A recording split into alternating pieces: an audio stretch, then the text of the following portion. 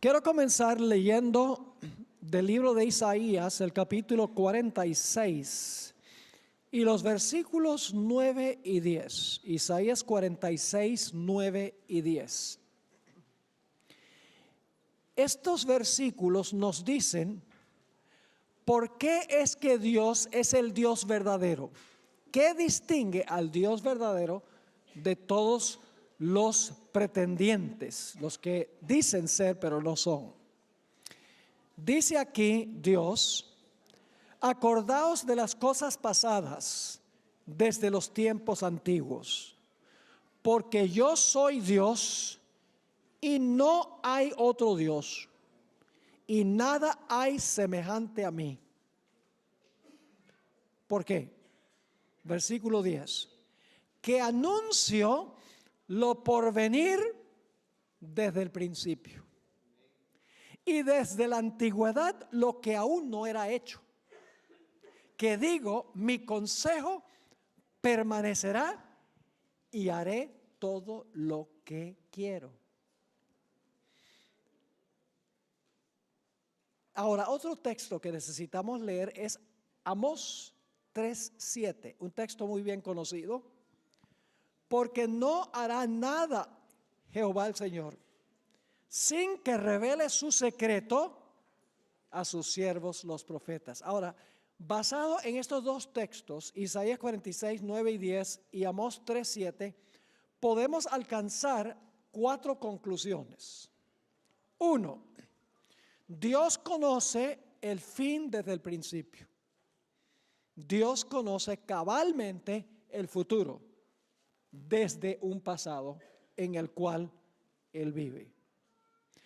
En segundo lugar, siendo que Dios conoce el fin desde el principio, es capaz de anunciar de antemano lo que va a pasar en el futuro. Porque si Dios conoce lo que va a ocurrir, Dios es capaz de revelar lo que va a ocurrir en el futuro.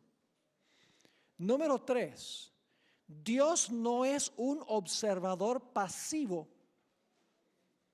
de lo que ocurre en la historia. Dios está activamente involucrando, dirigiendo los eventos para alcanzar el fin que Él mismo ha establecido.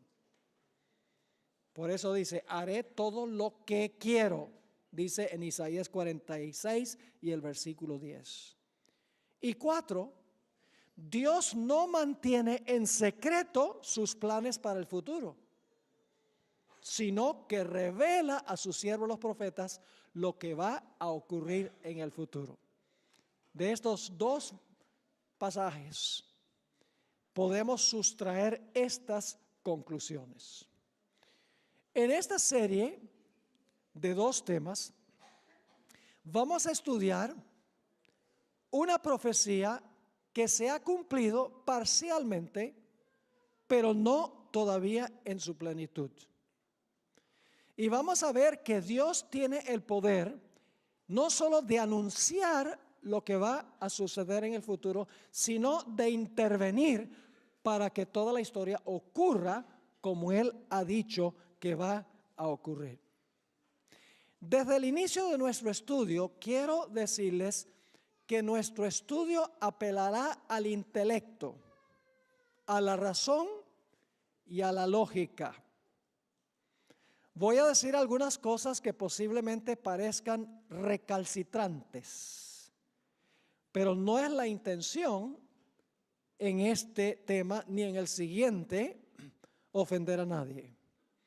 Pero voy a hablar sin titubeos y sin vergüenza de lo que dice la Sagrada Escritura. Así que no se enojen conmigo, enójense con la Biblia. Porque lo que vamos a sustraer está en la Sagrada Escritura. No se enojen con la Biblia. Pero si van a estar disgustados, pues echen la culpa a Dios, porque Dios fue el que reveló estas cosas. Ahora, el enfoque central de lo que nosotros vamos a estudiar es identificar al anticristo de la Biblia. ¿Y cómo el anticristo será vencido? Por Cristo Jesús. Así que al comenzar queremos formular 3 preguntas. Primero, ¿quién es el anticristo que menciona la Biblia? Segundo, ¿en cuál etapa de la historia se levanta este poder que se conoce como el anticristo? ¿Cuándo? Y finalmente, ¿qué características o cualidades tendrá el anticristo y cómo se comportará? Son las 3 preguntas que queremos contestar. ¿Quién es? ¿En cuál etapa de la historia se levanta? ¿Y qué cualidades o características tiene el anticristo? Ahora, a través de la historia, muchas personas han procurado identificar al anticristo, pero al fin resultan chasqueados. Parece que cada vez que se levanta un personaje malévolo, hay cristianos que dicen, ese es el anticristo. Déjenme darles una lista de las personas que hasta ahora los cristianos han dicho que eran el anticristo, pero el tiempo pasó y no fueron. Algunos pensaban que el anticristo era Benito Mussolini, quien fue el primer ministro de Italia desde 1922 a 1943, pero ese murió colgado. No fue. Otros decían Hitler, seguro, es el anticristo, decían algunos cristianos.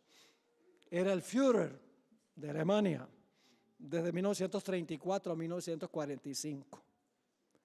Más adelante algunos dijeron el Ayatollah Khomeini, quien fue el fundador de la República Islámica de Irán y que dirigió en el año 1979 la revolución que derrocó al Shah de Irán. Más adelante algunos decían que posiblemente era Yasser Arafat, el fundador de la Organización para la Liberación de Palestina, muerto. Otros pensaban que posiblemente era Henry Kissinger, el secretario de Estado en la época pasada, la época del presidente Bush y del presidente Nixon. Otros identificaron a Saddam Hussein. Tengo un libro completo escrito por un cristiano donde dice Saddam Hussein, mientras estaba vivo, es el anticristo de la Biblia. Más recientemente vi un video a donde por 2 horas el que preparó el video dice el anticristo es Barack Obama. Y aún más recientemente leí un artículo donde el autor dice el anticristo es Donald Trump. ¿Acaso tenemos que adivinar quién es el anticristo? ¿Acaso que cada vez aparece un personaje malévolo, ese es el anticristo? Esa no es la forma de estudiar la Biblia. Hay que estudiar la Biblia con disciplina. El concepto que tiene la mayoría de los cristianos conservadores, los evangélicos, los carismáticos hoy, es que el anticristo va a ser un personaje bien malo que se va a levantar después del rapto de la iglesia. Va a reconstruir el templo de Jerusalén. Se va a sentar en el templo, haciéndose parecer Dios. Va a construir una estatua bien grande, una imagen, y va a mandar a todos a adorar a esa imagen. Y le va a poner a la gente un tatuaje en la frente o en la mano. Y todos los cristianos miran allá al Medio Oriente y dicen, hay que estar mirando allá porque allá va a aparecer el anticristo. Obviamente ninguno de estos personajes fueron el anticristo. La Biblia nos dice cuándo se iba a levantar el anticristo, a dónde se iba a levantar y qué características tendría. En esta presentación, al igual que la siguiente, haremos un estudio disciplinado, sistemático, cuidadoso, contextual. No vamos a adivinar ni a especular en cuanto a quién es el anticristo, que se le llama en la Biblia el cuerno pequeño y la bestia. Sencillamente lo que vamos a hacer es trazar la gran cadena profética. Y viendo la secuencia en la cadena sabremos exactamente cuándo y dónde se levantó el anticristo, porque ya está presente en el mundo, y cuáles son sus características.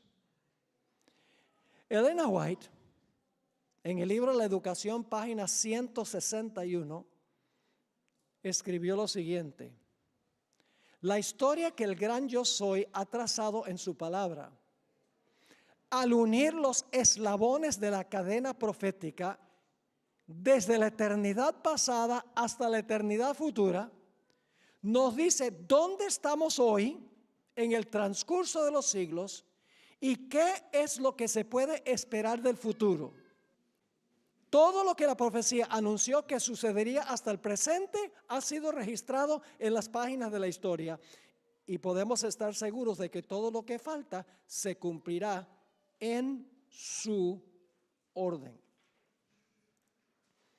La gran cadena profética comienza en los días cuando escribió el profeta. Y los eventos se cumplen en sucesión continuada, sin interrupción, hasta el establecimiento del reino eterno de Cristo Jesús. Ahora, permítanme decirles algo sobre la interpretación de los símbolos de la Biblia.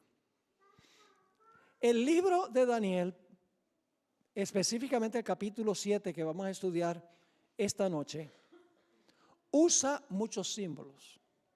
Los símbolos no se pueden tomar literalmente. El símbolo literal representa una realidad mayor. Es representativo de algo. Ahora, ¿cómo determinamos nosotros el significado de un símbolo? Bueno, en primer lugar, a veces el mismo pasaje que uno está estudiando da el significado del símbolo. Les doy un ejemplo. En Apocalipsis 17 dice que hay una ramera que está sentada sobre muchas aguas. En el versículo 15 explica qué representan las aguas. Las aguas representan ¿qué cosa? Muchedumbres, naciones, lenguas y pueblos. Es decir, el mismo capítulo explica qué son las aguas. Pero cuando no se explica en el contexto el significado de un símbolo, vamos a otras partes de la Biblia que usan el mismo símbolo para entender lo que el símbolo significa. La Biblia es su propio intérprete. Así que la profecía que vamos a estudiar matemáticamente es la profecía de Daniel 7. Así que vayan conmigo a Daniel 7 y vamos a leer los versículos 1 y 2. En el primer año de Belsasar, rey de Babilonia, tuvo Daniel un sueño y visiones de su cabeza mientras estaba en su lecho. Luego escribió el sueño y relató lo principal del asunto. Daniel dijo: miraba yo en mi visión de noche, y he aquí que los 4 vientos del cielo combatían en el gran mar. Así que pueden imaginarse esto: los vientos están soplando en el gran mar. Más o menos las olas agitadas como las que pegaron aquí en Barcelona hace poco tiempo. Que es algo que no se había visto nunca, ¿verdad? O por lo menos en años recientes no se había visto eso. Así que imagínense los vientos agitando el mar. Ahora, ¿qué representan vientos y mar? No lo dice Daniel 7. Así que hay que ir a otros versículos de la Biblia que explican lo que representa el mar. Vayan conmigo a Isaías 17 y el versículo 12. Isaías 17, 12. Dice: hay multitud de muchos pueblos que harán ruido como ¿qué? Como estruendo del mar. ¿Qué representa el estruendo del mar? Muchos pueblos. Y luego dice: y murmullo de naciones que harán alboroto como bramido de ¿qué? de muchas aguas. Entonces, ¿qué representa las aguas del mar agitadas que hacen estruendo? Representan naciones, como dice esto, o muchos pueblos que están en son de guerra, en son de conquista, una nación peleando con otra nación. Es decir, lo que va a ver Daniel en este sueño es una serie de naciones que están luchando por la supremacía del mundo. Vamos al versículo 3 de Daniel 7. Dice, y 4 bestias grandes, diferentes la una de la otra, subían del mar. Así que quiero que se imaginen 4 bestias que suben del mar, una después de otra. Es decir, todas las 4 no suben al mismo tiempo. Sube una, luego sube la otra, luego sube la otra, etcétera. Ahora, ¿recuerdan la profecía que estudiamos de Daniel el capítulo 2 anoche? ¿Cuántos metales tenía la imagen? La imagen tenía 4 metales. Cabeza de oro, pecho y brazo de plata, vientre de bronce, piernas de hierro y luego los pies. Tenía una mezcla de hierro y barro. ¿Y cuántos dedos? 10 dedos de los pies, con una mezcla de hierro y barro. Y luego la roca pega en los pies de la imagen, desmenuza todo y se convierte en un monte que es el reino eterno de Cristo Jesús. Así que dice en el versículo 3, y 4 bestias grandes, diferentes la una de la otra, subían del mar. Ahora, ¿qué representan estas bestias? ¿Qué simbolizan estas bestias? No tenemos que adivinar, porque el mismo capítulo 7 explica qué representan las bestias. Noten el versículo 17 de Daniel 7. Aquí está la explicación de lo que representan las bestias. Dice, estas 4 grandes bestias son ¿qué cosa? 4 reyes que se levantarán de la tierra. Ahora, cuando dice 4 reyes, en realidad en Daniel hay un intercambio entre la palabra reyes y reinos, son intercambiables. ¿Cómo sabemos eso? Porque en Daniel el capítulo 2, si ustedes recuerdan anoche, estudiamos Daniel el capítulo 2, 39, Dios le dice a Nabucodonosor, tú eres la cabeza de oro y después de ti se levantará otro reino. Así que Nabucodonosor es la cabeza de oro, pero él gobierna sobre el reino de Babilonia, porque después de él se levanta otro reino como el de él. ¿Me están entendiendo? Rey, reino, intercambiable, porque los reyes gobiernan sobre reinos. Ahora, hoy en día es muy común que las naciones se representen con sus mascotas. No debe sorprendernos que aquí se habla de 4 bestias que representan 4 naciones, porque hoy en día las naciones también tienen su mascota. Los Estados Unidos tiene su águila, que lo representa. Rusia, el oso. Inglaterra, el león. China, el dragón. Australia, el canguro rojo. Bangladesh, el tigre de Bengala. Canadá, el castor. Colombia, el cóndor andino. Y Francia, el gallo gálico. Son solo algunos de los países con sus mascotas. Y no se sorprendan si en Daniel 7 las naciones se representan con bestias, porque aún hoy en día es común eso. Ahora notemos la primera bestia, que sería equivalente a ¿qué en la imagen de Daniel 2? La cabeza de oro es lo mismo que el león, porque Daniel 7 es una repetición de Daniel 2, pero con más detalle. ¿Recuerdan que anoche dijimos que Daniel 2 es el esqueleto? Ahora en Daniel 7 se le van a agregar carne y se le va a agregar más detalles. Dice en Daniel 7 y el versículo 4 lo siguiente. La primera era como un ¿qué? Como un león. ¿Y tenía qué? Alas de águila. ¿Conocen ustedes un león con alas de águila? Obviamente estamos tratando con ¿qué? Símbolos.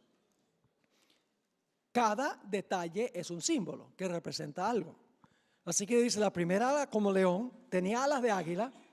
Yo estaba mirando hasta que sus alas fueron arrancadas. Y fue levantado del suelo y se puso enhiesta, es decir, se paró sobre los pies a manera de hombre y le fue dado corazón de hombre. Qué interesante descripción. Imagínense un león con corazón de hombre. Un león con alas, que luego le arrancan las alas. ¿Qué podría representar el león? No cabe duda que el león representa el reino de Babilonia en la época del rey Nabucodonosor. Y ustedes dicen, ¿cómo sabemos eso? Lo sabemos por lo que dice la Biblia y por lo que dice la arqueología. Los arqueólogos que excavaron la ciudad de Babilonia, descubrieron en las puertas principales esfinges de leones.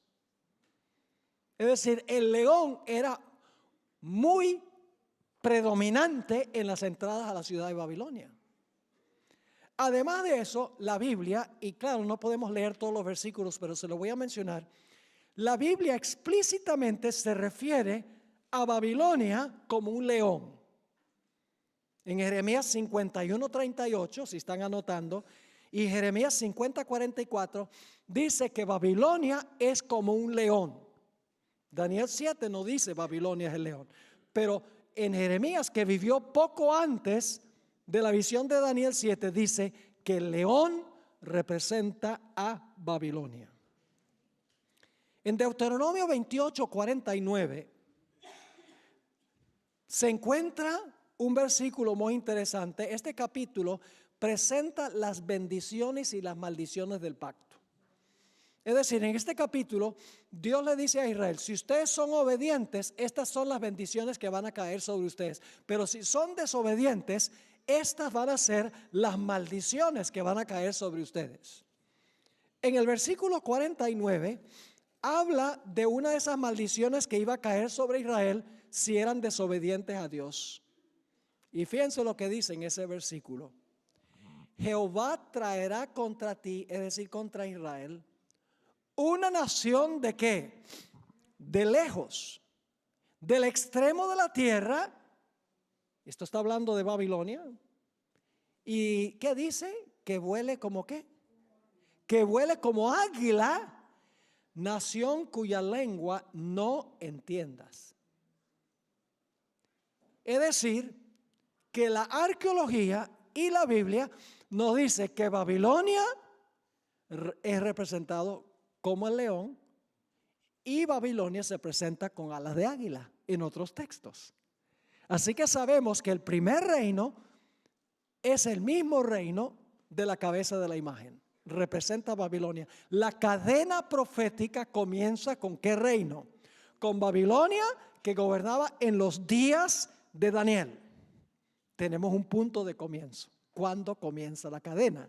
Y luego los eventos proféticos ocurren uno tras otro en la secuencia de la historia, sin paréntesis y sin interrupciones.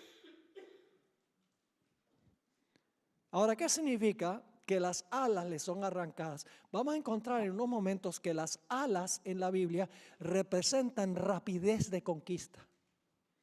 Es decir, este es un león que vuela, es un león que es rápido en la conquista. ¿Qué significa el hecho de que se le arrancan las alas y el corazón que tiene el león, corazón de león, ahora lo que se le da es un corazón de hombre? Pues si se le arrancan las alas, dice, significa que va a dejar de ¿qué? Va a dejar de conquistar. ¿Han oído ustedes hablar alguna vez de Ricardo Corazón de León, rey de Inglaterra? ¿Por qué se le llama Ricardo Corazón de León? Porque era un hombre muy ¿qué? Muy valiente. Pero imagínense un león con corazón de hombre. ¿Cuánta valentía tiene? Es decir, Babilonia iba a menguar su poder y finalmente iba a caer. Y ahora venimos a la segunda bestia, representado por la plata en el vientre no en el vientre, sino en el pecho y los brazos de la imagen de Daniel 2. Vamos al versículo 5. Y he aquí otra segunda bestia, semejante a un oso, la cual se alzaba de un lado más que del otro. Es decir, un oso turuleto, un oso chueco. No sé si usan esa palabra, son palabras de la Real Academia Española.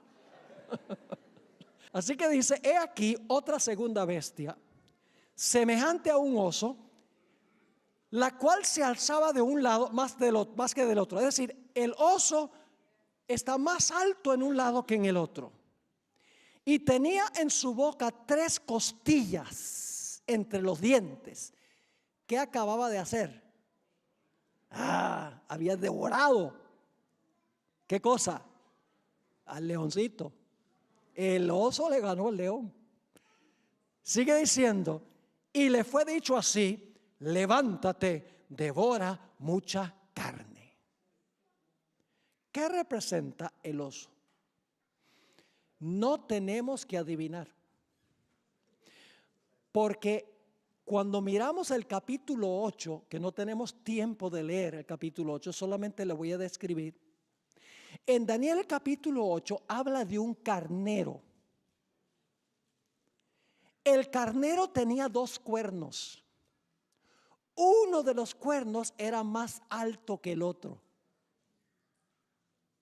Así como el oso era más alto en un lado que el otro, encontramos en Daniel el capítulo 8 que el carnero tiene un cuerno más alto que el otro. Y en Daniel 8 se identifica qué representa el carnero. Dice que el carnero son los reyes de Media y de Persia. Eso lo dice Daniel 8 y el versículo 20. Entonces, ¿qué representa el oso más alto en un lado que en el otro? Y el carnero que tiene un cuerno más alto que el otro, representa el siguiente reino, Medo-Persia. Y fíjense, no tenemos que adivinar esto. El mismo libro de Daniel identifica el segundo reino como Medo-Persia. ¿Recuerdan la historia de Daniel, el capítulo 5? Cuando Belsasar estaba haciendo su fiesta de celebración, apareció una mano escribiendo sobre la pared, Mene, Mene, Tekel, Uparsin. El reino es quitado de ti, Belsasar, el último rey de Babilonia, y es dado ¿a quiénes? A los medos y a los persas. El mismo libro de Daniel identifica cuál es el segundo reino, Medo-Persia. Ahora, dicho sea de paso, Babilonia gobernó desde el año 605 antes de Cristo hasta el año 539 antes de Cristo. Recuerden que antes de Cristo los años van para abajo. Después de Cristo suben. Medo-Persia gobernó desde el año 539 hasta el año 331 antes de Cristo. Ahora, ¿qué representan las 3 costillas en la boca del león? Cuando miramos la historia, Babilonia fue derrotada cuando Medo-Persia conquistó a 3 provincias en particular. Esas provincias del reino babilonio eran Lidia, Egipto y la ciudad de Babilonia. Históricamente se demuestra que esas fueron las 3 provincias que los medos y los persas derrotaron para quedarse con el reino de Babilonia. Así que el segundo reino es Medo-Persia. Vamos al tercer reino. Daniel 7 y el versículo 6. Yo pregunto, ¿es este un estudio disciplinado de esta profecía? Disciplinado, no estamos adivinando, ni conjeturando, ni imaginando, no, estamos sencillamente siguiendo la cadena profética. El tercer reino se encuentra en Daniel 7:6. ¿A qué parte de la imagen sería paralela esta tercera bestia? Tiene que ser el vientre de bronce. Dice en Daniel 7:6, después de esto miré, y he aquí otra, semejante a un leopardo. Yo pregunto, ¿un leopardo es veloz? ¿Es veloz un leopardo? Pero fíjense, no solo es veloz, sino con 4 alas de ave en sus espaldas. No solo es un leopardo veloz, sino que tiene 4 alas.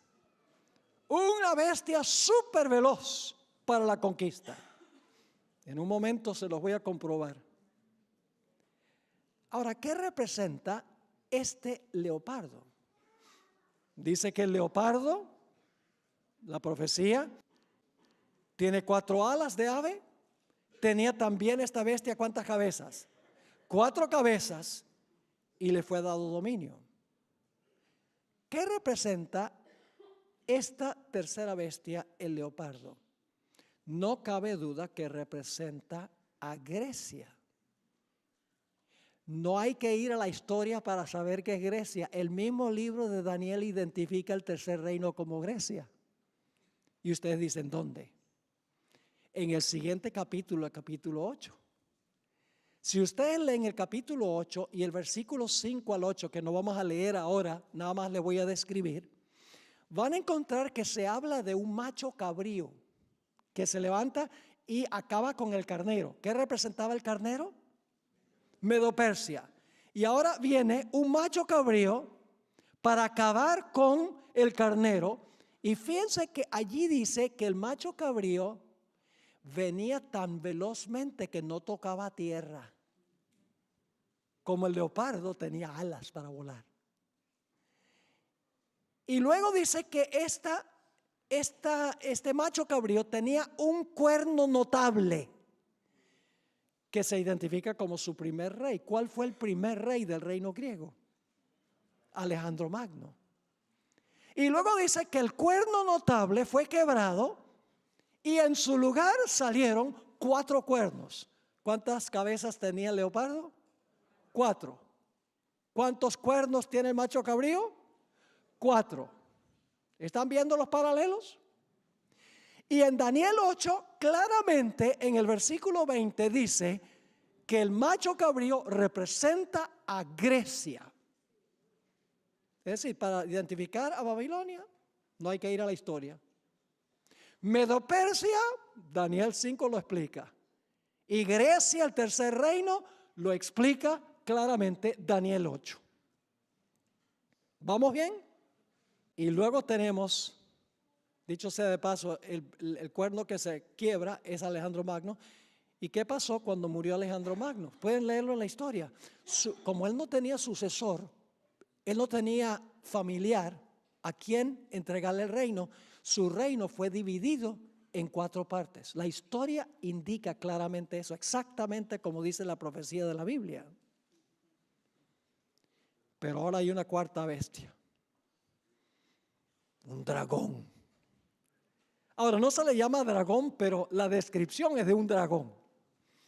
Es una bestia espantosa y terrible. Y tiene dientes de hierro. ¿De qué eran las piernas? ¿Y qué clase de dientes tiene este dragón? De hierro. Vamos a leer Daniel 7 y el versículo 7. Después de esto miraba yo en las visiones de la noche, y he aquí la cuarta bestia, espantosa y terrible, y en gran manera fuerte, la cual tenía unos dientes grandes de hierro, piernas de hierro, dientes de hierro. Devoraba y desmenuzaba, y las sobras hollaba con sus pies. Y era muy diferente de todas las bestias que vi antes de ella, y tenía 10 cuernos. 10 dedos, 10 cuernos. ¿Vamos bien o no? Es paralelo Daniel 7 a Daniel 2. Todos los detalles indican que Daniel 7 está añadiendo detalles. Ve, en Daniel 2 sencillamente dice, la cabeza de oro es Babilonia, pero el capítulo 7 te dice que este reino fue muy veloz en conquistar y que finalmente perdió su poderío. Fueron arrancadas las alas y se le dio corazón de hombre. Pecho y brazos de plata, sencillamente dice pecho y brazos de plata. Ah, pero en Daniel, el capítulo 7, dice que este reino, un cuerno era más alto que el otro. Y no les mencioné qué representa eso. ¿Sabe que los dos cuernos, uno más alto que el otro, representa el hecho de que este reino se iba a componer de dos reinos, los medos y los persas? Y dice que el cuerno más alto salió de último. Daniel 8. Ahora, si ustedes miran la historia, van a encontrar algo muy interesante. Los medos tuvieron los primeros 3 reyes que gobernaron sobre el reino de Medo-Persia. Después de los primeros 3 reyes, todos los demás reyes fueron persas. Y por eso, desde el capítulo 8 en adelante, ya ni siquiera se mencionan los medos. En el resto del libro de Daniel se menciona solamente los persas. Porque los persas se levantaron de último y fueron más altos que los medos. Exactamente como lo dice el texto bíblico. Ahora, ¿qué representa la cuarta bestia? La cuarta bestia representa el Imperio Romano. No tenemos que adivinar. ¿Qué reino imperaba en los días de Cristo? Así que la misma Biblia identifica el cuarto reino como ¿qué? Como Roma. Y no es coincidencia de que en Daniel, en Apocalipsis el capítulo 12, presenta a un dragón que quiere matar al niño cuando el niño nace. Y el dragón tiene 10 cuernos como el de Daniel. Es decir, el mismo libro de Apocalipsis identifica la cuarta bestia como el Imperio Romano. Pero hay algo interesante. El Imperio Romano, según el texto, tiene 3 etapas consecutivas. Vamos a Daniel 7, 23 y 24, a donde se explica un poco más la cuarta bestia. Daniel 7 y el versículo 23 y 24. Quiero que noten 3 etapas de esta cuarta bestia, consecutivas, una después de otra. Dice allí, en el versículo 23, dijo así: la cuarta bestia será un cuarto reino en la tierra, el cual será diferente de todos los otros reinos. Y a toda la tierra devorará, trillará y despedazará. Es decir, por un tiempo, la cuarta bestia existe sin cuernos. La cuarta bestia sola, sin cuernos. Pero luego sucede algo. Sigue diciendo en el versículo 24, y los 10 cuernos significan que de aquel reino se levantarán 10 reyes. Ahora yo pregunto, para que los 10 cuernos se puedan levantar de la cuarta bestia, ¿tiene que existir la cuarta bestia antes que salgan los cuernos? ¿O es que los cuernos pueden salir sin que la bestia esté ahí? Primero existe el dragón y luego le salen ¿qué? Esa es la segunda etapa. Le salen 10 cuernos, porque dice nuevamente, los 10 cuernos significa que de aquel reino se levantarán. El reino existe antes que se levanten. Se levantarán 10 reyes. Y tras ellos, ¿qué significa tras ellos? Después que están completos los 10, que son los 10 dedos de los pies, ¿qué va a pasar? Tras ellos se levantará otro, el cual será diferente de los primeros, y a 3 reyes derribará. Ahora, este cuerno se conoce como el cuerno pequeño. Pero escuchen bien, cuando comenzó era pequeño, pero luego creció hasta el punto de dominar sobre los otros cuernos. Lo vamos a encontrar. Quiero decirle, todos los eruditos adventistas y no adventistas creen que el cuerno pequeño es el anticristo. Ahora, hay diferencias en cuanto a quién es el anticristo, a dónde se va a levantar y cuándo se va a levantar. Pero todos están de acuerdo de que este cuerno pequeño representa el anticristo final. Es decir, el cuerno pequeño representa al anticristo. ¿Qué representa el cuerno pequeño? Les voy a dar 7 características del cuerno pequeño que identifican qué poder representa este cuerno. Número 1. Se levanta después que están completos los 10. ¿De acuerdo? Los 10 están y luego en medio, dice, tras ellos se levanta el pequeño.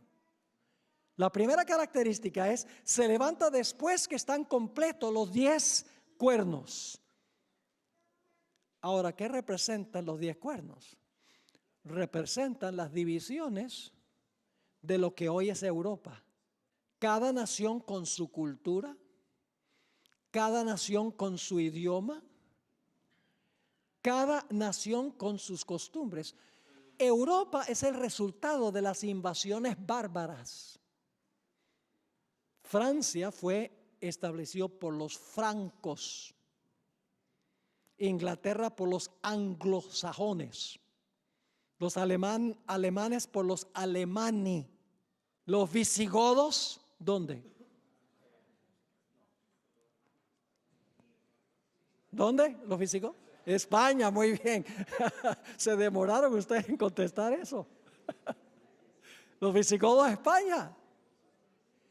Es decir, las naciones de Europa hoy son el fruto de la división del Imperio Romano, que en esa época se dividió en 10 reinos.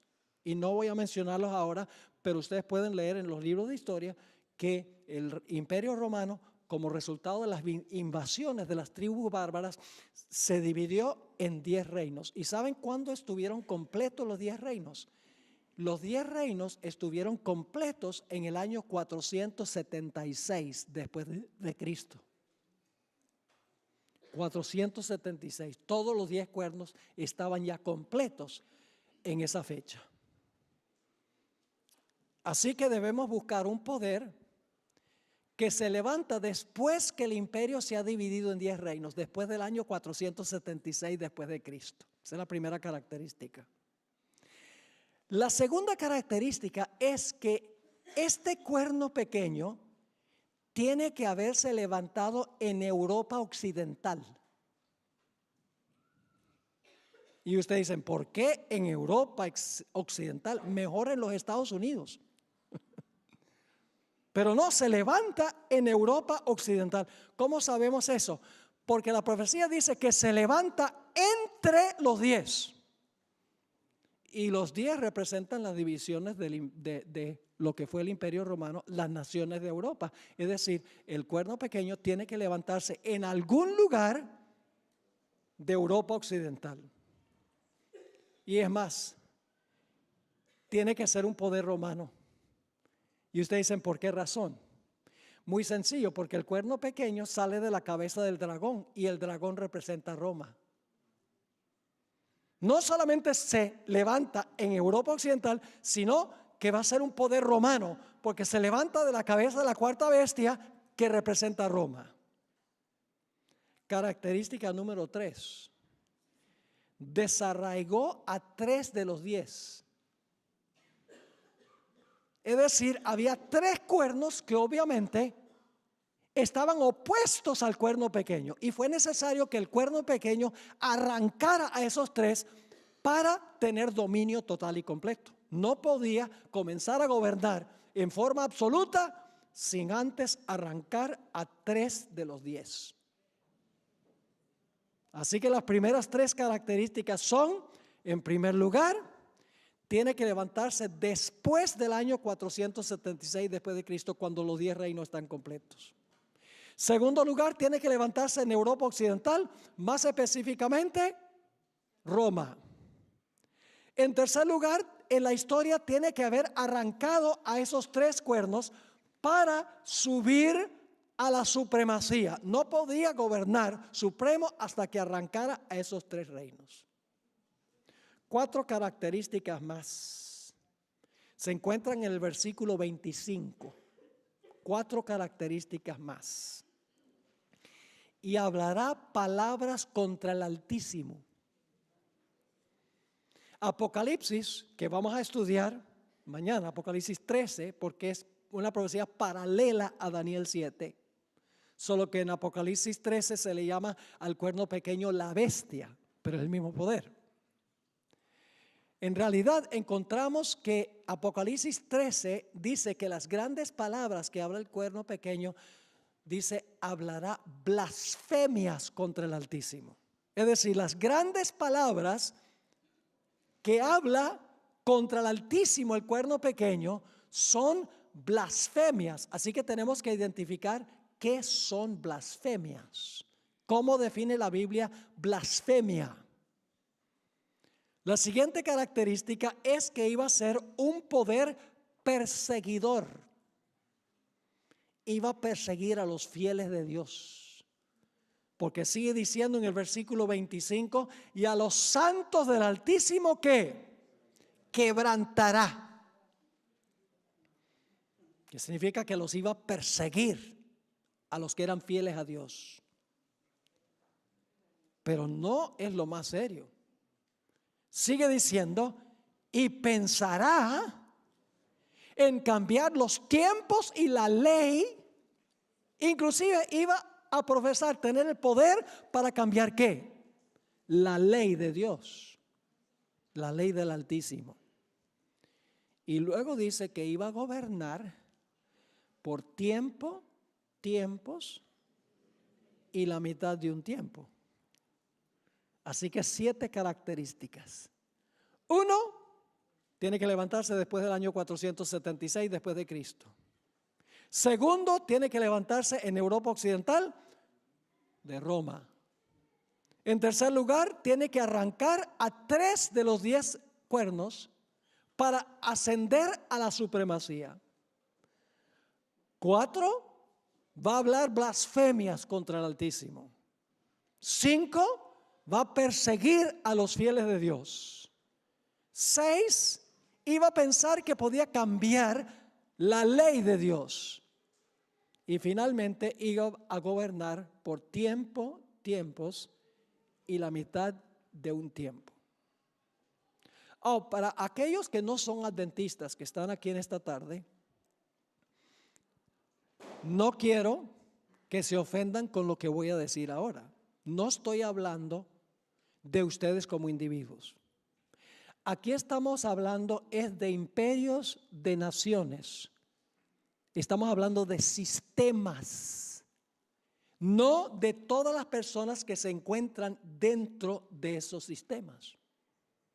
Vamos a encontrar que este cuerno pequeño representa un sistema que se levantó cuando se fragmentó el Imperio Romano.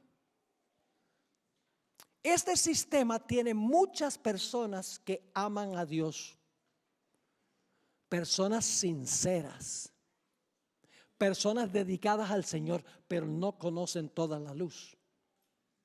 Son fieles en lo que conocen, de acuerdo a la habilidad que tienen. No es lo mismo el sistema que los individuos que se encuentran dentro del sistema. Estamos hablando aquí del sistema, la organización, no de los individuos que se encuentran en esa organización. En la Biblia se le da diferentes nombres a este sistema. En Daniel 11 se le llama el rey del norte. Vamos a estudiar la profecía de Daniel 11, especialmente los últimos versículos, en uno de los últimos temas, en 2 partes. Apocalipsis 17 se refiere a este sistema como la ramera. En 2 Tesalonicenses 2 se le llama el hombre de pecado, que es un sistema como Judas, porque se le llama el hijo de perdición. El único en la Biblia que se le llama hijo de perdición fuera de este sistema es Judas Iscariote, quien profesaba ser leal a Cristo, pero lo traicionó. Se le llama en Daniel 7 el cuerno pequeño y también en Daniel 8. En Mateo 24 se le llama la abominación asoladora.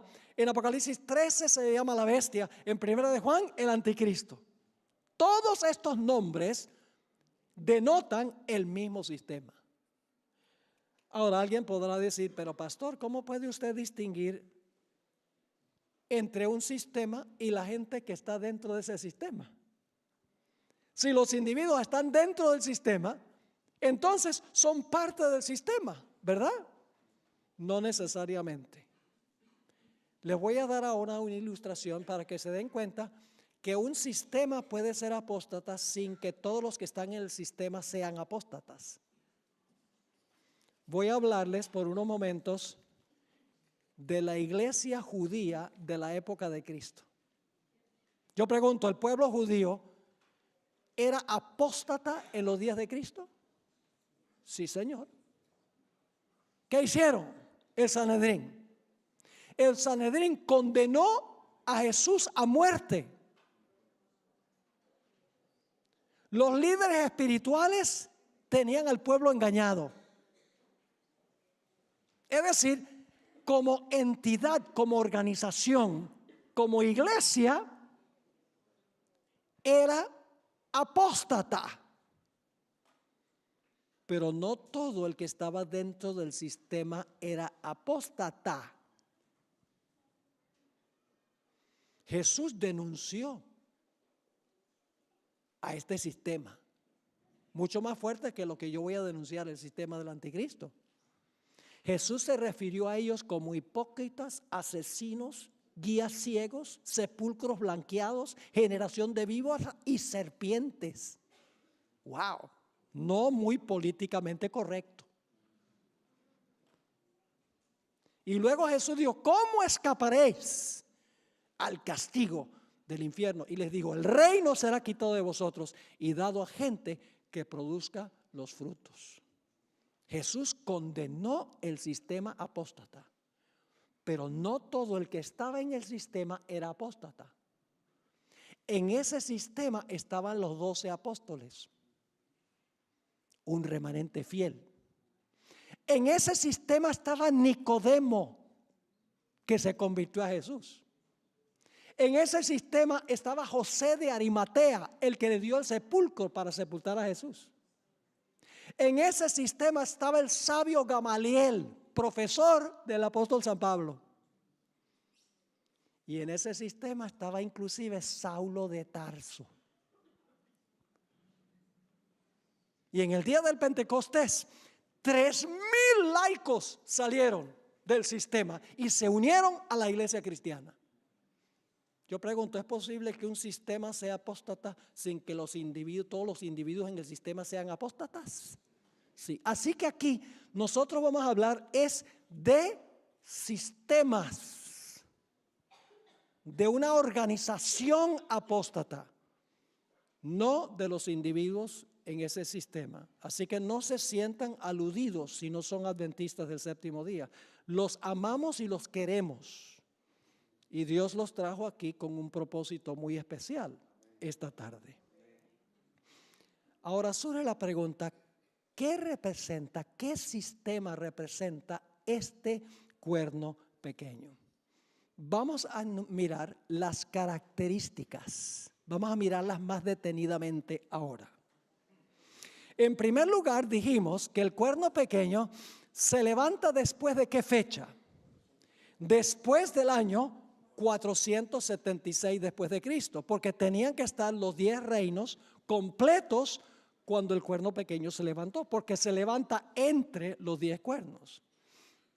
Si vamos a la historia, vamos a notar que las tribus bárbaras invadieron desde el norte lo que había sido el Imperio Romano, se parcelaron lo que era el Imperio Romano y como les mencioné, el resultado son las naciones de Europa que nosotros conocemos hoy. Ahora hay diferentes números ahora, pero estamos hablando del momento cuando el imperio se dividió en aquella época. No estamos hablando de Europa en este tiempo, pero los diferentes idiomas de Europa, las diferentes culturas de Europa indican de que estas naciones fueron establecidas por diferentes tribus bárbaras. Ahora, el último emperador del Imperio Romano Occidental fue un individuo con el nombre de Rómulo Augustelo.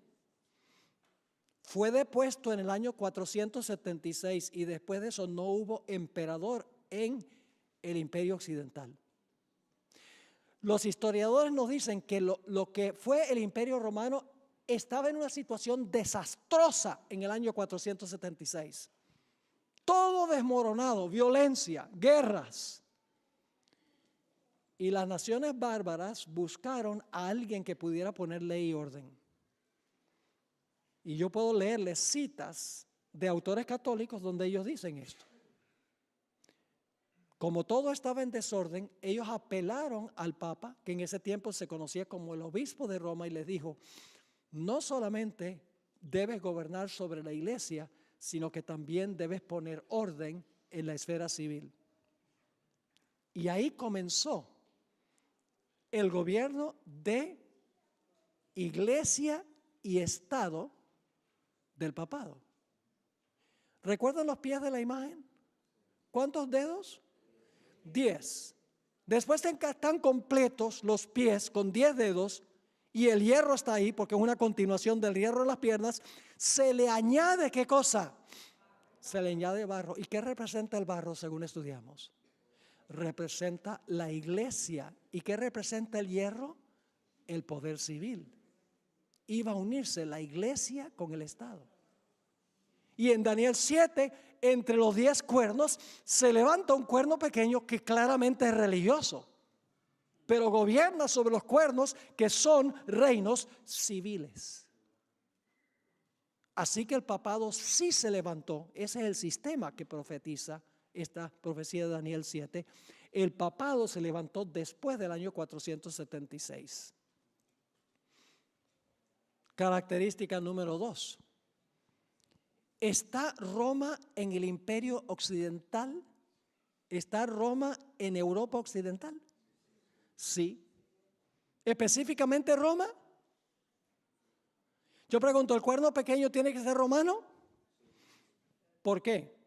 Porque el cuerno pequeño sale de la cabeza del dragón y el dragón es Roma. Ahora, hablemos sobre el papado un momento. ¿Cuál es el nombre del papado? Iglesia Católica Apostólica Romana.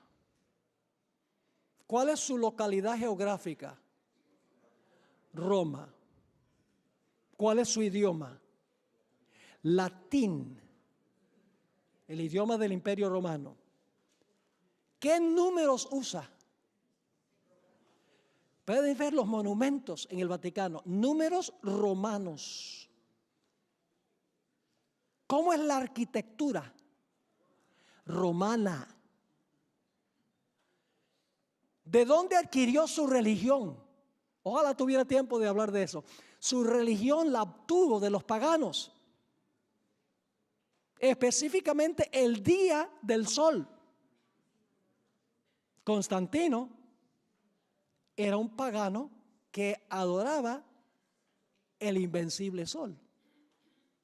Y así penetró la observancia del día del sol a la iglesia cristiana a través del papado. Y alguno podrá decir, porque la Biblia enseña que al final de la historia va a haber una ley dominical de que todos tienen que guardar el domingo como día de reposo. El día que el papado estableció y que los protestantes han adoptado también de su madre, de la madre que estableció el domingo como día de reposo. Y alguno dice, pero pastor, no es lo mismo adorar al sol, como hacía Constantino, que adorar en el día del sol. Y mi respuesta es que en principio son lo mismo. Y le voy a explicar por qué. ¿Quién creó el sol? Dios. ¿Lo creó para la adoración? ¿Qué sucede si usted lo convierte en un objeto de adoración? ¿Cómo se llama eso? Idolatría. ¿Quién creó el primer día de la semana? Dios. ¿Lo creó como día de adoración? No. ¿qué sucede si usted lo hace un día de adoración? Idolatría. No importa que sea un objeto o un día que el hombre establece para la adoración, el principio es el mismo. El domingo entró del paganismo al papado y a través del papado al protestantismo. ¿Saben ustedes que la organización de la Iglesia Católica es la organización del Imperio Romano, pero con diferente nomenclatura? Quiero leerles una cita que viene de un jesuita, Malachi Martin, en su libro El declive y la caída de la Iglesia Romana, página 105. Escuchen lo que él dice sobre lo que pasó cuando cayó el imperio y surgió la Iglesia Romana. Y él es católico. Dice, en 3 siglos, la Iglesia Romana había transformado la organización administrativa del Imperio Romano, convirtiéndolo en un sistema eclesiástico. ¿Qué sucedió en 300 años? 3 siglos. La Iglesia Romana había transformado la organización administrativa del Imperio Romano, convirtiéndolo en un sistema eclesiástico de obispados, diócesis, monasterios, colonias, guarniciones, escuelas, bibliotecas, centros administrativos, embajadores, representantes, tribunales de justicia y un sistema de leyes detallado. Todo esto estaba bajo el control directo del Papa, de un católico que está escribiendo. Ahora escuchen esto. Su palacio romano, el Letrán, llegó a ser el nuevo Senado. Los nuevos senadores eran los cardenales. Los obispos que vivían en Roma y los sacerdotes y diáconos ayudaban al Papa a administrar este nuevo imperio. Solamente le cambiaron los nombres. En otra cita de otro historiador, Adolf Harnack, ¿qué es el cristianismo? Página 269 y 70, escribió: la Iglesia romana solapadamente tomó el lugar del Imperio Romano mundial y en verdad es su continuación. Interesante. ¿Qué está diciendo? La Iglesia romana solapadamente tomó el lugar del Imperio Romano mundial y en verdad es su continuación. El imperio no ha perecido, sino que se ha realizado una transformación. Es una creación política tan imponente como un imperio mundial, pues es la continuación del Imperio Romano. ¿Están entendiendo lo que estoy diciendo? ¿Cómo se llama el líder de la Iglesia Romana? El sumo pontífice. ¿Saben cómo se le llamaba al emperador? Pontifex Maximus. El Papa adoptó el nombre directamente que se le atribuía al emperador romano, Pontifex Maximus. Permítame leerles esta cita, escrita por James Conroy. Es una cita escrita por un autor católico. Los católicos admiten esto. Dicen, la Iglesia Romana es una continuación del Imperio Romano, solo que ahora es una iglesia unida con el poder civil. Y no tratan de esconderlo. Pero al decir estas cosas, están incriminando a la iglesia, de acuerdo a lo que dice la profecía. Dice lo siguiente: ahora que el poder temporal de los pontífices romanos es asunto del pasado, y el líder de la iglesia bajo el alto cielo se ve obligado a depender por su mantenimiento de la generosidad de sus hijos espirituales en todo el mundo, y ahora que un usurpador ocupa el trono sobre el cual gobernó el Papa por 1000 años, mientras que su legítimo dueño se halla prisionero en su propia ciudad, sería de interés desde muchos puntos de vista que comparemos cómo eran la gente y la ciudad de Roma antes de 1870 y lo que son hoy. Ahora, necesito explicarles algo sobre el año 1870. En 1870, ¿hay alguien aquí que es italiano? No tenemos ningún italiano ni italiana. Hasta el año 1870, Italia se componía de un montón de pequeños países. No era una nación unida. Pero el emperador Víctor Emanuel unificó a Italia en la nación que existe hoy. Es decir, le confiscó, es como una segunda herida mortal que recibió el poder papal después de la Revolución Francesa, se le confiscaron todos sus estados papales en Italia. Y el Papa en protesta se encerró en el Vaticano, no salió del Vaticano ningún Papa, sino hasta 1929. Se declararon prisioneros del Vaticano. A eso se está refiriendo esto. Sigue diciendo, hace mucho tiempo, cuando por causa de la negligencia de los emperadores romanos, el imperio occidental quedó a la misericordia de las multitudes bárbaras, los romanos buscaron a un individuo que los ayudara y protegiera y le pidieron que gobernara sobre ellos. De este modo sencillo comenzó la soberanía temporal de los papas. Y humildemente ascendiendo, escuchen esto, esto es un católico escribiendo, y humildemente ascendiendo al trono de César, el vicario de Cristo se apropió del cetro ante el cual los emperadores y reyes de Europa se inclinaron reverentemente por muchos siglos. Lo hicieron por respeto a la dignidad de su cargo y también porque era el único mediador que ellos reconocían en medio de sus interminables guerras. Tengo muchísimas citas. Tengo decenas de citas que ustedes pueden conseguir en nuestra página web, donde escritores católicos dicen, sí, en ese tiempo las tribus bárbaras le pidieron al Papa que pusiera orden en el imperio. Así que la segunda característica también le cuadra al papado.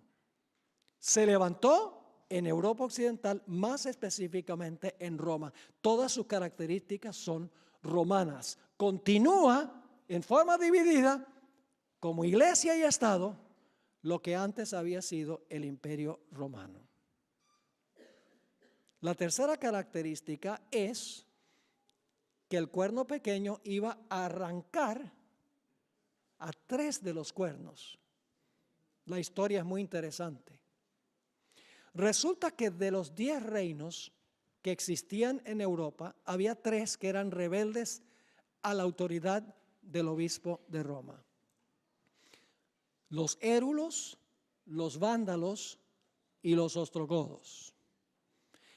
El cuerno pequeño o el papado no podía gobernar soberanamente mientras esos 3 reinos se oponían al cuerno pequeño, al papado. Así que el Papa influyó sobre el emperador para que el emperador Justiniano se lanzara en contra de los érulos.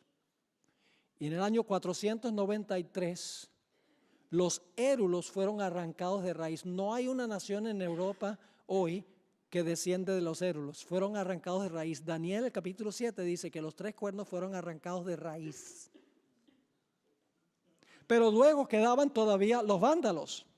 Pero en el año 534, el general Belisario, general de las tropas de Justiniano, fue y derrotó a los vándalos. Y hoy en día no hay ninguna nación que descienda de los vándalos. Fueron arrancados de raíz. Y en el año 538, el mismo emperador Justiniano envió sus ejércitos y le dieron un golpe mortal a los ostrogodos. El último reino había caído. Por eso creemos que el papado tuvo oficialmente su comienzo de dominio sin oposición en el año 538, cuando el último cuerno fue arrancado. Porque antes de eso no podía, ¿qué? No podía gobernar absolutamente. Hay una cita de un escritor secular que cita el decreto que dio Justiniano. Justiniano, esto está en el Código de Justiniano, que fue la ley oficial del Imperio Romano hasta el Código Napoleónico en el tiempo de Napoleón Bonaparte. Dice, por eso el emperador, por eso nos hemos esforzado por unir a todos los sacerdotes de Oriente y sujetarlos a la sede de su santidad. Es decir, el emperador está diciendo, estamos influyendo sobre los obispos para que obedezcan la autoridad del Papa. ¿Y por qué el poder civil tiene que hacer eso? Sigue, porque usted, dice el emperador del Papa, usted es la cabeza de todas las santas iglesias y haremos todo lo que esté a nuestro alcance para aumentar el honor y la autoridad de vuestra sede. Así que el papado cumple la tercera característica. ¿Qué de blasfemia? Dice que el cuerno pequeño iba a hablar blasfemias contra el Altísimo. Tenemos que buscar en la Biblia la definición de blasfemia. ¿Qué es blasfemia? Hay dos textos que nos ayudan a entender qué es blasfemia. Marcos 2:7. El Señor Jesucristo le dijo a un paralítico, tus pecados te son ¿qué?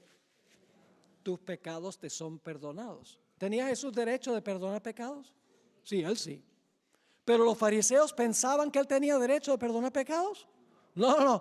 Cuando Jesús dice tus pecados son perdonados, ¿qué dijeron los líderes judíos? Este habla blasfemia. ¿Quién puede perdonar pecados sino Dios? El papado profesa tener autoridad para perdonar pecados. Lo único que tienen que hacer es ir a cualquier catedral y van a encontrar el confesionario, donde la gente va a confesar sus pecados, al sacerdote, a un sacerdote humano. ¿A quién debemos confesarle nuestros pecados? Solamente a Jesús. Y Jesús nos representa ante Dios. Pero el cuerno pequeño dice que iba a hablar blasfemias. Una definición de blasfemia es decir que un mero hombre tiene el poder de perdonar pecados. Hay otra cita, Juan 10 y el versículo 33. Juan 10 y el versículo 30 al 33, donde nos dice algo más en cuanto a lo que significa blasfemia. Dice allí, Jesús declara unas palabras revolucionarias. Dice, yo y el Padre uno somos. Los judíos no les gustó eso. Entonces los judíos volvieron a tomar piedras para apedrearle. Jesús le respondió, muchas buenas obras os he mostrado de mi Padre, ¿por cuál de ellas me apedreáis?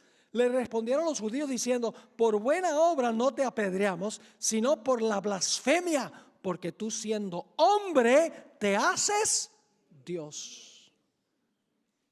Jesús profesaba ser representante de Dios en la tierra y lo era. Pero los judíos no pensaban que era. Es decir, profesar ser Dios en la tierra sin serlo en verdad es ¿qué?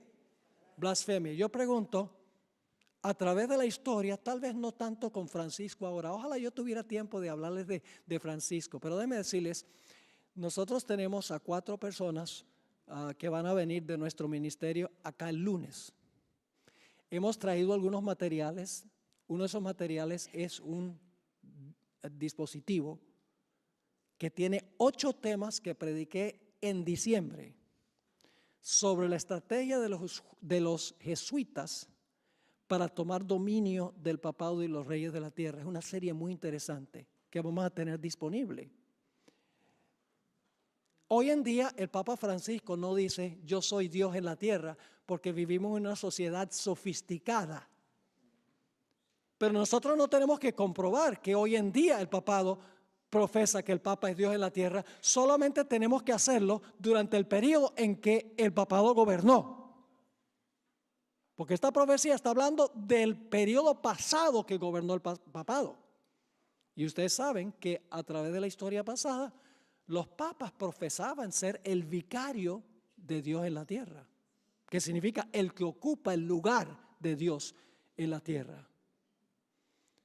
Es interesante que el Papa Francisco, tal vez algunos de ustedes recuerdan esto, el Papa Francisco, desde diciembre 8 del 2015 a noviembre 20 del 2016, lo proclamó el año de la misericordia. Y dijo que los que pagaran cierta penitencia se les iban a perdonar sus pecados, inclusive a las mujeres que han abortado bebés. Es decir, el Papa dando absolución del pecado. Eso es lo que la Biblia define como blasfemia. Dice también, característica número 5, que este sistema iba a perseguir a los santos del Altísimo.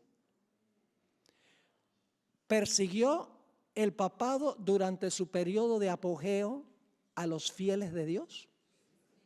Sí, Señor. ¿Han oído hablar del santo oficio de la Inquisición? Sí, ¿han escuchado españoles?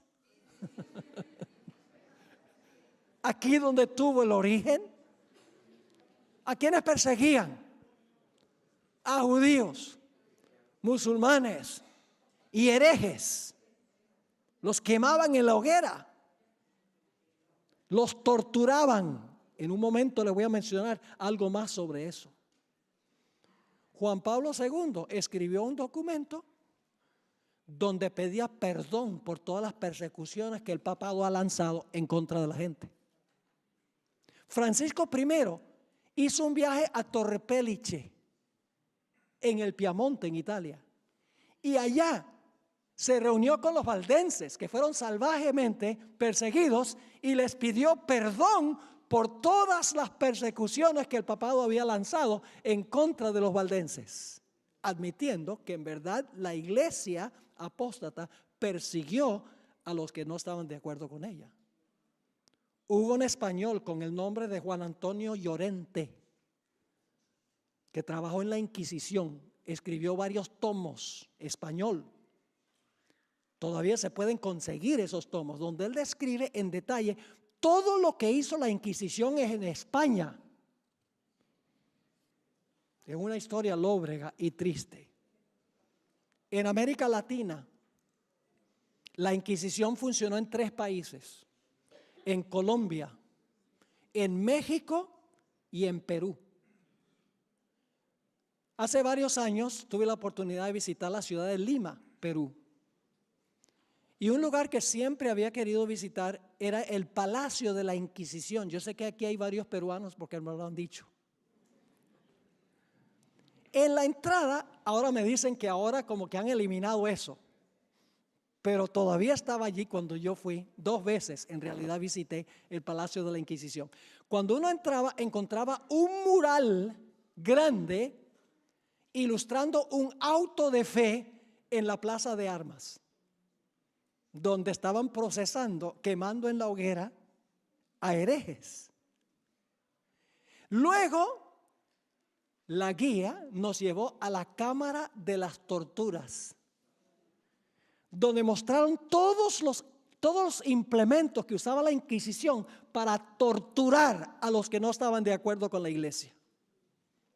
Los cuerpos de los herejes fueron azotados, flagelados, ahogados, incinerados, sofocados, desmembrados, dislocados, estirados, descoyuntados. Si quieren conocer un poco más sobre esto, busquen en Google Inquisición Lima.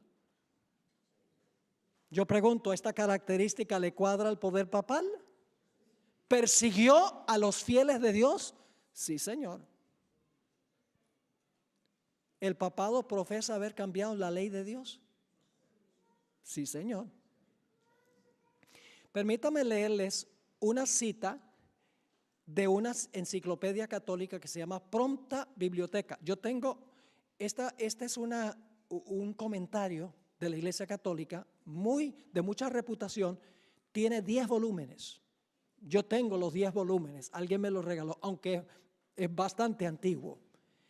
En el artículo Papa dice lo siguiente en cuanto al significado de la palabra Papa. El Papa puede modificar la ley divina, porque su poder no es de los hombres, sino de Dios, y actúa en lugar de Dios sobre la tierra con pleno poder de atar y desatar a sus ovejas. El Papa dice, tiene el poder de modificar la ley divina. Ahora, aquí está lo interesante. Aquellos que han sido católicos, que fueron catequizados, no sé si se dice así, pero los que pasaron por el catecismo, cuando ustedes miran el catecismo, hay algo muy raro en cuanto a los 10 mandamientos. Desaparece el mandamiento, no te harás imagen. No está. El problema es que cuando se elimina el mandamiento, no te harás imagen ni ninguna semejanza, no te inclinarás a ellas ni las honrarás. Cuando se saca ese, hay solo 9 mandamientos. Y todo el mundo sabe que hay 10. Así que lo que la iglesia romana hace es dividir el 10º mandamiento en 2. No codiciarás la mujer de tu prójimo y luego no codiciarás la mujer de tu prójimo. Mis hermanos y hermanas, codiciar es un mandamiento. No son 2. Pero como eliminan el segundo en los catecismos, aunque el segundo está en las Biblias católicas, está en las Biblias católicas, pero en el catecismo desaparece. Porque imagínense, le están enseñando a los niños, si tuviera catecismo, ese mandamiento, los niños, ¿y por qué entonces nos inclinamos ante la imagen de la Virgen María? ¿Y por qué tenemos esta imagen del Cristo crucificado y nos inclinamos? Entonces, más conveniente sacar el segundo mandamiento. Pero la iglesia romana hizo algo más. No solamente eliminó el segundo mandamiento, sino que cambió el 4º mandamiento. ¿Qué dice el 4º mandamiento? 6 días trabajarás y harás toda tu obra, mas el primero es de Jehová tu Dios. Que están despiertos todavía. ¿Qué dice? 6 días trabajarás y harás toda tu obra, mas el 7º es sábado de Jehová tu Dios. ¿Saben lo que dice Francisco I? Él se refiere al sábado como el sábado de los judíos. Y él dice, el sábado de los cristianos es el domingo. Eso no lo dice la Biblia. La Biblia dice que el 7º día es el sábado. Y saben ustedes que algunos calendarios aquí en Europa comienzan la semana del calendario un lunes. Ese es el primer día. Si empiezan un lunes con el primer día, ¿cuál es el 7º? El domingo. Pero no es posible, porque la Biblia dice que Cristo resucitó el primero, no el 7º. Es una trampa. Y es interesante, por ejemplo en Colombia hay un programa que se llama Séptimo Día y lo transmiten el domingo. Muy capcioso el diablo en quitar la señal que identifica al verdadero creador y colocar un mandamiento creado por los hombres. La última característica que vamos a notar es el tiempo que iba a gobernar el cuerno pequeño. Desde su ascenso a poder absoluto, al arrancar el tercer reino en el año 538, iba a gobernar por tiempos y la mitad de un tiempo. Ahora, en Daniel 7 estamos tratando con símbolos, ¿sí o no? El león es un símbolo, el oso es un símbolo, las alas son simbólicas, el mar es simbólico, las costillas son simbólicas, los 10 cuernos son simbólicos, todo en Daniel 7 es simbólico. Así que el tiempo también debe ser simbólico.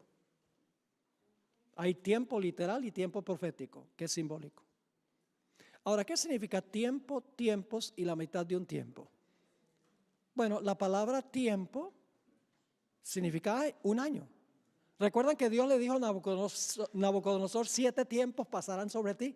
Significa 7 años. Así que tiempo es un año. Tiempos en plural sin calificativo es el dual, que significa 2. Y medio tiempo, medio año. Ahora, el año bíblico tiene 360 días. No tengo tiempo de comprobarles eso, lo puedo comprobar de Génesis el capítulo 8. Que el año tiene 360 días y el mes tiene 30 días. Así que hagamos la multiplicación. 3 años y medio, 3,5, por 360, ¿cuánto da? 1260 días. Ahora, por si acaso no se convencen con eso, en Apocalipsis 13, que será nuestro estudio mañana en la noche, paralelo a esta profecía, dice que la bestia iba a gobernar 42 meses. ¿Cuántos son 42 meses? ¿Cuántos días? Si cada mes tiene 30 días, multiplican ¿qué cosa? 42 por 30, ¿cuánto les da? 1260. Y por si acaso todavía tienen problemas con eso, en Apocalipsis 12 dice que los fieles de Dios iban a ser perseguidos por 1260 días. 3 formas que la Biblia lo presenta: tiempo, la mitad de un tiempo, 42 meses y 1260 días. Claramente, este periodo de tiempo es simbólico. En la Biblia, un día literal equivale a un año. Tomemos, por ejemplo, las 70 semanas. ¿Las 70 semanas son semanas de días o son semanas de años? Semanas de años. 70 semanas por 7 días cada semana, ¿cuánto da? 490 años, que nos llevan hasta el tiempo del Mesías. No pueden ser literales. 490 días literales, no, todavía estamos en el reino de Medo-Persia. Obviamente, en la Biblia un día equivale a un año. El sabor es simbólico. No solo todo lo que está en este capítulo es simbólico, sino tiene un sabor simbólico. Es decir, el papado iba a gobernar durante su periodo de dominio por 1260 años. ¿Que comienzan en qué fecha? En el año 538, cuando fue arrancado el último cuerno. Y el papado ahora podía gobernar soberano. No podía gobernar soberano mientras hubiese oposición. Así que tenemos que ir desde el año 538 hacia adelante. ¿Cuánto tiempo? 1260 años. ¿Y a qué fecha nos lleva el final de 1260 años? 1798. Tiene que haber ocurrido algo monumental en el año 1798. ¿Qué sucedió? El general Berthier, general de las tropas de Napoleón Bonaparte, entró al Vaticano. Más específicamente, entró a la Capilla Sistina. El Papa estaba celebrando el aniversario de su coronación como Papa. Fue bajado de su trono, le quitaron el cetro, le quitaron la tiara, la triple corona de la cabeza, y le dijeron: tu dominio ha terminado. Y el Papa fue llevado cautivo, fue a varias ciudades y finalmente murió en la ciudad de Valence, en Francia, en 1799. Francia le retiró el poder civil al poder romano, y después de esto, nación tras nación en Europa hizo lo mismo.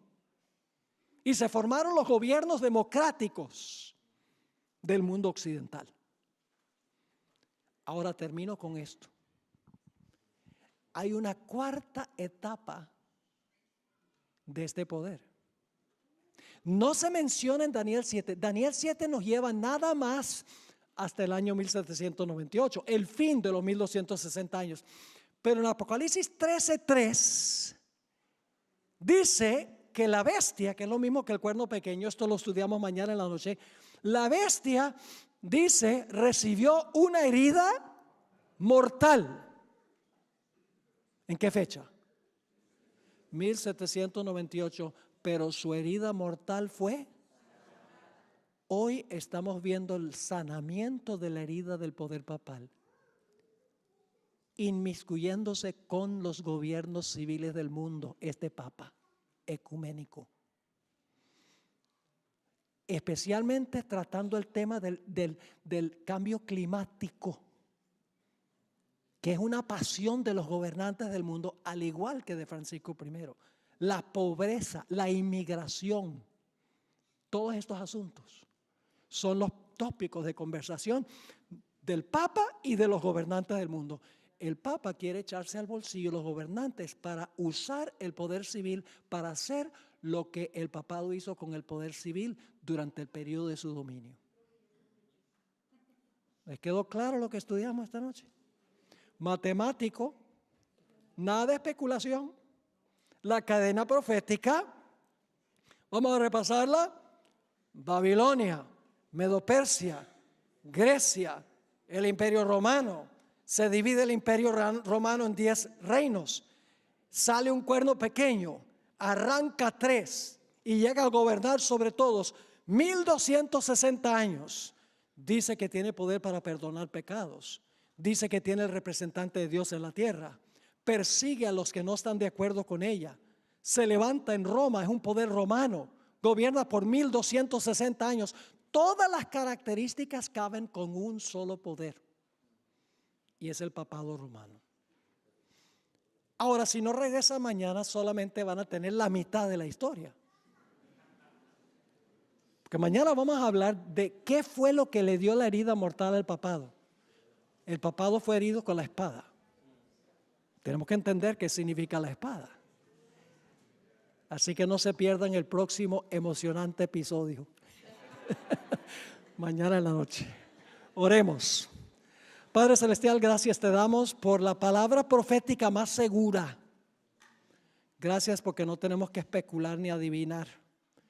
Gracias porque has establecido este método histórico donde podemos seguir la secuencia de los reinos y saber exactamente qué representa cada uno de estos símbolos.